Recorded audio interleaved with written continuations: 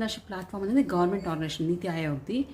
So, దాంట్లో మనము మన విమెన్ రిజిస్టర్ చేసుకుంటే మీకు స్కీమ్స్ కానీ, లేకపోతే ఇక్కడ దగ్గర లోపట ఏమైనా ట్రైనింగ్ ప్రోగ్రామ్స్ జరుగుతున్నా కానీ, ఏదైనా మీరు అక్కడ వెళ్ళి చెక్ చేసుకోవచ్చనమాట.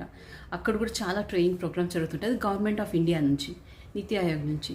సో, ఆ రిజిస్ట్రేషన్ ప్రాసెస్ మీకు అర్థం కాకపోవచ్చు. అందుకనేసి విమెన్ అండ్ విజన్ కౌన్సిల్ నుంచి కొందరు ఇంటర్న్స్ రిక్రూట్ చేసి వాళ్ళు మీకు ఫోన్ చేస్తారు. సో, వాళ్ళకి మీరు డీటెయిల్స్ ఇస్తే వాళ్ళు రిజిస్టర్ చేస్తారు. మీ అంతటి మీరు వాళ్ళు మీకు కావాల్సిన మీ అంతటి మీరు కూడా చేసుకోవచ్చు. వాళ్ళు గైడెన్స్ ఇస్తారు. అంటే మీకు విమెన్ ఎంటర్‌ప్రెన్యూర్‌షిప్ ప్లాట్‌ఫామ్‌కి కావాల్సిందల్లా ఒక ఈమెయిల్ ఐడి ఉండాలి మీకు.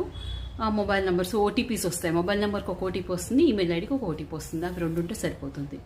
ఇంకొకటి ఏంటంటే ఉద్యమ్ రిజిస్ట్రేషన్.